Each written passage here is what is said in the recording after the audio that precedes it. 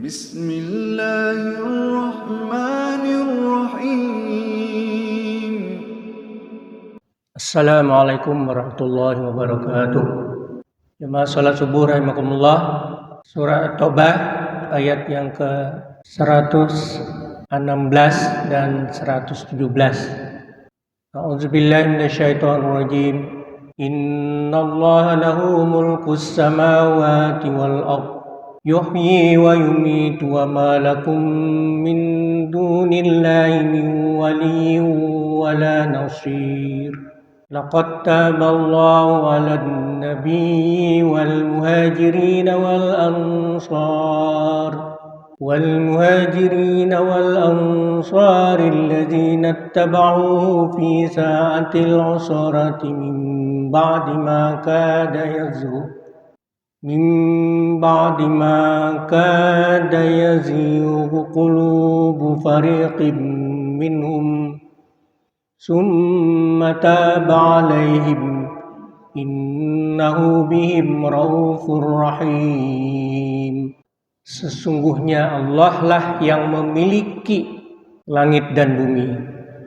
Jadi karena Allah lah yang Maha menciptakan, memeliharanya dan menjaganya, baik seluruh alam ini, langit dan bumi adalah semua semata-mata karena penciptaan Allah Subhanahu wa taala untuk semua makhluk yang diciptakannya, baik manusia maupun binatang dan tumbuh-tumbuhan dan makhluk yang lainnya yang berada di langit, di bumi, semua yang Allah ciptakan. Yuhyi wa yumit. Allah lah yang menghidupkan dan mematikan.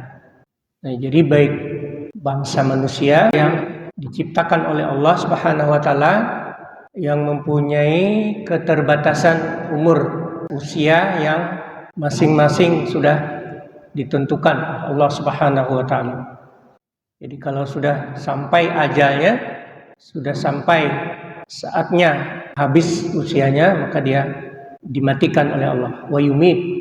Kita ini sudah dihidupkan oleh Allah, sudah generasi yang keberapa? Tidak tahu kita kan. Yang jelas kita ini sebagai umat Nabi Muhammad yang sudah 14 abad yang lalu kita hidup di zaman sekarang ini, dan nanti juga ada saatnya akan digantikan oleh generasi-generasi berikutnya. Dan kita juga akan mengalami kematian karena sudah habis masa kehidupan kita, habis jatah umur kita. Jadi yang Allah hidupkan di muka bumi ini bukan hanya manusia, tapi juga binatang. Nah, begitu juga binatang yang bermacam-macam. Binatang di darat, di laut, yang bisa terbang. Semua memiliki keterbatasan masa hidup. Begitu juga tanaman, pohon. Ada masa-masanya, ada yang usianya hanya beberapa bulan saja. Ada yang tahunan. Tergantung pohonnya, tergantung tanamannya. Wa ma lakum min dunillahi min waliyyin wala nasir. Tidak ada pelindung. Sini waliyun itu pelindung. Nasir itu adalah penolong. Jadi tidak ada pelindung dan penolong selain Allah.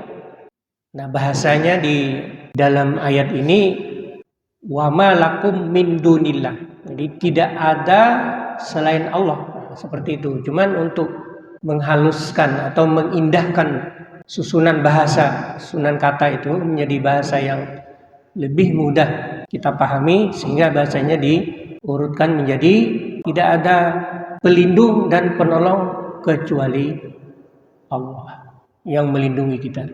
Oleh karena itu, orang-orang yang beriman, orang-orang yang meyakini dengan kekuasaan Allah, meyakini bahwa dia dihidupkan dan akan dimatikan oleh Allah, maka dia selamanya dalam hidupnya selalu minta perlindungan hanya kepada Allah, minta tolong hanya kepada Allah. Perlindungan yang kita minta, pertolongan yang kita minta dalam bentuk doa, dalam bentuk juga ibadah kita kepada Allah Subhanahu wa taala. Jadi tidak bisa kita meminta kepada selain Allah. Karena kalau meminta kepada selain Allah berarti kita tidak mengakui kekuasaan Allah. Laqad taballahu 'alan nabi wal muhajirin wal ansar, dan Allah menerima taubat Nabi dan orang-orang muhajirin dan ansar, allazina taba'u, dan orang-orang yang mengikuti Nabi itu fi sa'atil usrah. Fi sa'atil usrah ini adalah titik perhatian dari ayat ini yang diartikan sebagai suatu masa di mana suatu ujian yang berat dari Allah Subhanahu wa taala. Sa'atil usrah itu diartikan adalah masa yang sulit. Laqad taballahu, maka Allah menerima taubat Nabi dan orang-orang muhajirin dan ansar. Jadi ada orang yang ketika perang Tabuk ada kesalahan, ada merasa berdosa kepada Allah karena malas berjihad di jalan Allah. Nah, kemalasan itu merupakan suatu dosa. Kemudian juga ada mereka yang tidak ikut pergi berperang. Nah, juga merasa berdosa. Jadi sebagian mereka itu karena merasa bersalah, baik dari kalangan muhajirin maupun ansar, memohon ampun kepada Allah. Maka Allah menerima taubatnya. Sehingga dinyatakan Allah di sini, laqad taballahu 'alan nabi wal muhajirin wal ansar. Jadi mereka itu yang mengikuti Nabi, yang diperintahkan oleh Nabi mereka ikuti, mereka kerjakan apa yang dilarang oleh Nabi, mereka juga berusaha untuk meninggalkan larangan itu. Jadi dalam suasana sulit itu, karena terjadi peperangan itu kan sulit, kekurangan makanan, kekurangan minuman, dalam suasana panas yang luar biasa. Tapi sa'atil usrah ini bukan diartikan kesulitan itu terus menerus, hanya beberapa waktu saja. Karena ada juga masa-masa yang mereka mendapatkan kenyamanan karena sudah melewati masa-masa sulit itu, diganti dengan masa subur, masa panen dan sebagainya. Mereka mendapatkan air karena ada air yang mereka peroleh setelah mereka merasakan kesulitan. Nah, setelah hati segolongan dari mereka itu hampir berpaling, maksudnya ini putus asa dari mengikuti Nabi, tetapi tidak sampai terjadi. Sungguhnya Allah Maha Pengasih, Maha Penyayang kepada mereka. Innahu bihim raufur rahim. Jadi karena mereka itu bertaubat dan Allah menerima taubatnya, itulah Allah menyatakan bahwa Allah itu adalah Maha Pengasih, mengasihi, belas kasihan kepada orang-orang yang memang mau memohon ampun kepada Allah Subhanahu wa taala, sehingga Allah ampuni. Di Allah Maha Pengasih, Maha Penyayang, Rahim. Kalau Maha Penyayang, Ar-Rahim, sifat Rahim Allah itu nanti itu akan diberikan khususan lil muslimin di surga Allah Subhanahu wa taala. Jadi sifat rahim itu sifat rahim dalam pengertian rahmat Allah kepada orang-orang yang beriman, beramal soleh.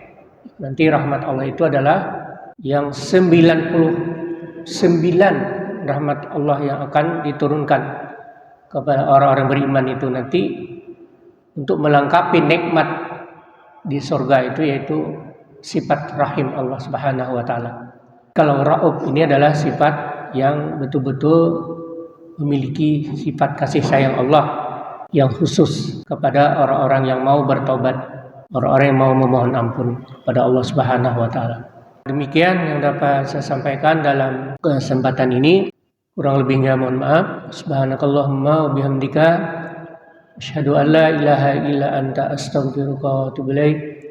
Assalamualaikum warahmatullahi wabarakatuh.